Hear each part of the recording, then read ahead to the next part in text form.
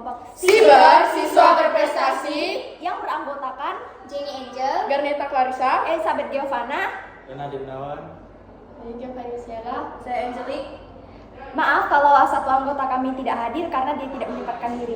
Kami akan memprestasikan tentang Budi Utomo. Terima kasih. Halo teman-teman, perkenalkan nama saya Elizabeth Giovanna. Saya dari kelas 8C, nomor absen 12. Jadi saya di sini akan presentasikan tentang apa itu Budi Utomo. Mari kita masuk pembahasannya sekarang. Budi Utomo adalah organisasi pemuda yang didirikan oleh Sutomo dan para mahasiswa School Tut Opleiding Van Inlasje atau disingkat dengan Stovia. Jadi, organisasi Budi Utomo ini didirikan pada tanggal 20 Mei 1908. Organisasi ini digagas oleh Wahidin Sudirohusodo. Organisasi ini bersifat sosial, ekonomi, dan budaya yang tidak bersifat politik. Berdirinya Budi Utomo menjadi awal pergerakan yang bertujuan untuk mencapai kemerdekaan Indonesia. Pada awalnya, organisasi ini hanya ditujukan bagi golongan berpendidikan di wilayah Indonesia. Hingga saat ini, tanggal berdirinya Budi Utomo diperingati sebagai Hari Kebangkitan Nasional. Nama Budi Utomo diperkirakan diadaptasi dari kata Bodhi, yang berarti memiliki makna keterbukaan jiwa, pikiran, dan akal atau pengadilan.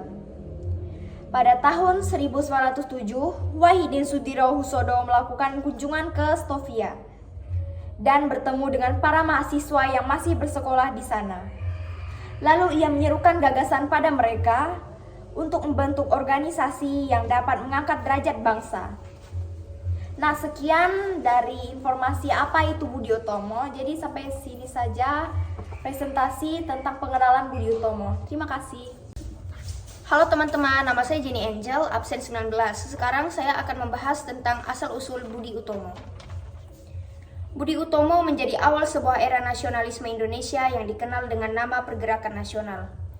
Tokoh-tokoh yang tercatat sebagai pendiri Budi Utomo terdiri dari 9 orang, yaitu Muhammad Sulaiman, Gondo Soewarno, Gunawan Mangunkusumo, Raden Angka Projo Sodirjo, Muhammad Saleh, Raden Mas Gombrek, dan M. Suwarno. Saat masih didirikan di Stovia, organisasi tersebut telah memiliki susunan pengurus organisasi yang tertulis dalam anggaran dasar dan anggaran rumah tangga. Pada masa itu, Sutomo menjadi ketua dengan wakilnya yaitu Sulaiman. Pengurus lainnya terdiri dari Gondo Soewarno sebagai sekretaris 1 dan Gunawan sebagai sekretaris 2, serta bendahara yang dijabat oleh Angka. Sisa pendiri lainnya menjabat sebagai komisaris.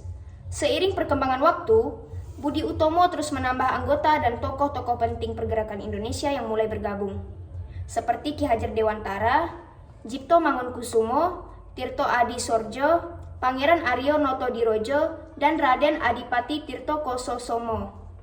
Berita berdirinya perkumpulan ini tersebar di surat kabar dan menimbulkan gerakan untuk mendirikan cabang di berbagai kota. Kantor-kantor cabang mendirikan di kota Magelang, Probolinggo, dan Yogyakarta. Namun fenomena ini mengancam status para pendiri perkumpulan tersebut, terutama Sutomo, karena Sutomo dianggap sebagai pemimpin kelompok pemberontakan terhadap Hindia Belanda bersama dengan teman-teman pelajarnya. Atas dasar ini, Sutomo terancam dikeluarkan dari Stovia sebagai bentuk solidaritas. Teman-temannya ikut berjanji untuk keluar dari sekolah tersebut jika Sutomo dikeluarkan. Namun Sutomo tidak jadi dikeluarkan karena mendapatkan pembelaan dari Hermanus Frederick Roll yang menyampaikan pembelaan bahwa umur Sutomo yang muda menjadi alasan sifat berapi-apinya sama seperti orang yang menuduh Sutomo ketika mereka saat muda. Pada bulan Juli 1908, Budi Utomo telah mencapai anggota yang berjumlah 650 orang yang terdiri dari priai berpangkat rendah dan pelajar. Sekian, terima kasih. Halo semuanya, nama saya Garneta, nomor absen 15 dari kelas 8C. Jadi, yang saya akan jelaskan sekarang adalah pelaksanaan Kongres pertama Budi Utomo. Jadi, rencana pelaksanaan Kongres melewati berbagai persiapan. Untuk membiayai pelaksanaan Kongres, para anggota menggunakan uang tunjangan hari raya dari Stovia, serta menjual barang-barang kepemilikan tiap anggota, seperti jam tangan, kain panjang, dan kain pengikat kepala. Selain dana tersebut, Sutomo juga mendapatkan pinjaman uang dari Roll. Tiap anggota pun diperintahkan untuk menghubungi para tokoh dengan surat undangan atau tunjangan. Setelah mengunjungi para saudari dari Raden Ajeng Kartini di Jepara, Gunawan mengunjungi Raden Adipati Tirto Kusumo yang saat itu menjabat sebagai Bupati Karanganyar, dan Sutomo mengunjungi Ernest Douwes-Dekker di Jakarta. Tokoh-tokoh lain yang turut dihubungi seperti Kusumo Utoyo selaku Bupati Jepara, Ahmad Jaja Diningrat selaku Bupati Serang, Pangeran Aryo Kusumo Yudo di Jatinegara, Raden Mas Sutomo yang bersekolah di Pamung Praja di Magelang, serta Raden Mas Adipati Djoko Adi Sutomo yang menjabat sebagai Bupati Temanggung. Pada tanggal 3 sampai 5 Oktober 1908, Budi Utomo menyelenggarakan kongresnya yang pertama di kota Yogyakarta. Sekian penjelasan dari saya. Terima kasih. Halo teman-teman, nama saya Giovanni Skela, nomor absen 16, kelas 8C. Tujuan Budi Utomo dijelaskan dalam kongres pertama Budi Utomo yang diadakan di Yogyakarta pada Oktober 1908. Dalam kongres dijelaskan bahwa tujuan Budi Utomo adalah menjamin kehidupan bangsa yang terhormat. Budi Utomo bergerak di bidang sosial yang menitik beratkan pada masalah-masalah pendidikan, pengajaran, dan kebudayaan. Keanggotaannya yang mula-mula terbatas hanya pada orang-orang Jawa dan Madura, kemudian meluas hingga mencapai Bali. Perkembangan selanjutnya, keanggotaan Budi Utomo terbuka luas untuk seluruh bangsa Indonesia, tanpa memandang suku, agama, maupun golongan. Untuk melaksanakan tujuan Budi Utomo, ditempuh beberapa usaha seperti memajukan pengajaran sesuai dengan apa yang diciptakan Dr. Wahidin. Ini merupakan usaha pertama untuk mencapai kemajuan bangsa. Memajukan pertanian, peternakan, perdagangan. Jadi sudah dimengerti bahwa kemajuan harus juga meliputi bidang perekonomian. Memajukan teknik dan industri yang berarti bahwa ke arah itu sudah menjadi cita-cita. Menghidupkan kembali kebudayaan. Pada Kongres 1932, tujuan Budi Utomo diubah secara radikal, yaitu mencapai Indonesia merdeka. Terima kasih. Selamat pagi teman-teman, nama saya Leonardo Gunawan, kelas 8C nomor 22. Pada pertemuan kali ini saya akan membahas tentang perkembangan Budi Utomo. Perkembangan pada saat itu, Ernest Douwes-Dekker merupakan seorang Indo-Belanda yang sangat memperjuangkan bangsa Indonesia, dengan terus terang mewujudkan kata politik ke dalam tindakan yang nyata. Berkat pengaruhnya, pengertian mengenai tanah air Indonesia makin lama makin bisa diterima dan masuk ke dalam pemahaman orang Jawa. Maka muncullah Indies Partij yang sudah lama dipersiapkan oleh Douwes-Dekker melalui aksi persnya. Perkumpulan ini bersifat politik dan terbuka bagi semua orang Indonesia tanpa terkecuali.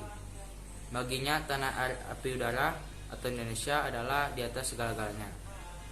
Kemarahan itu mendorong Sewadi Suryaningrat yang kemudian bernama Ki Hajar Dewantara untuk menulis sebuah artikel Als ik Nederlander was, atau dalam arti seandainya saya seorang Belanda, yang dimaksudkan sebagai suatu sindiran yang sangat pedas terhadap pihak Belanda. Tulisan itu pula yang menjebloskan dirinya bersama dua teman atau pembelanya, yaitu Douwes-Dekker dan Tjiptos Mangkoekusumo, ke penjara oleh pemerintah Hindia Belanda. Namun, sejak itu Budi Utomo tampil sebagai motor politik dalam pergerakan orang-orang pribumi. Sekian pembahasan tentang perkembangan Budi Utomo dari saya. Terima kasih. Halo teman-teman, perkenalkan nama saya Michael Lisa, nomor absen 29, kelas 8C. Saya akan mempresentasikan tentang Budi Utomo. Pengaruh organisasi Budi Utomo dalam pergerakan nasional. Pergerakan nasional yang muncul di Indonesia sejatinya dipengaruhi oleh dua faktor, yaitu faktor dalam dan luar. Pengaruh dari dalam merupakan pengaruh langsung yang diwakili oleh kaum intelektual dan pelajar. Kelahiran Budi Utomo membawa dampak yang sangat luas. Organisasi ini bergerak di bidang pendidikan yang kemudian menjadi pelopor kesadaran masyarakat dalam merintis perkembangan yang harmonis bagi negeri dan bangsa Hindia Belanda. Budi Utomo juga memberikan penekanan pada pendidikan karena bidang ini merupakan alat pentingnya untuk memajukan suatu bangsa. Budi Utomo juga meminta kepada pemerintah Hindia Belanda agar bisa memberi biaya siswa agar bisa belajar ke negeri Belanda. Sekian presentasi dari saya. Terima kasih. Halo teman-teman, saya Angelique, kelas 8C absen 1. Masa-masa akhir. Masa-masa kepemimpinan Budi Utomo tanpa memasuki bidang politik berlangsung selama periode 1908 sampai 1926 sebelum kepulangan Sutomo dari Belanda. Sepulangnya Sutomo, dia mendirikan Organisasi Persatuan Bangsa Indonesia atau PBI yang merupakan partai yang dia ketuai. PBI merupakan organisasi yang dia dirikan pada tanggal 16 Oktober 1930 untuk menggantikan Indonesia Study Club ISC sebagai organisasi politik. ISC sendiri didirikan pada tanggal 1 Juli 1928 yang beranggotakan para cendekiawan untuk memberikan pengajaran membentuk usaha bagi masyarakat seperti sekolah tenun, bank kredit, koperasi, dan sebagainya. Karena perkembangan organisasi ini hanya terbatas di Pulau Jawa dan Madura, serta mulai berkembangnya organisasi seperti Serikat Islam yang mencakup keanggotaan tanpa ada batasan wilayah, Budi Utomo pun mengalami kemunduran. Komisi Budi Utomo (PBI) pun dibentuk pada bulan Januari 1934 dan menghasilkan kesepakatan untuk meleburkan diri.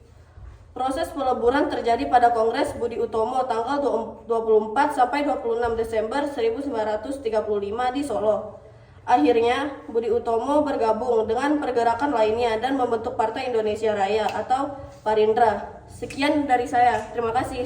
Sekian presentasi dari kelompok kami. Mohon maaf jika ada yang salah kata atau ada yang kurang. Terima kasih. Terima kasih.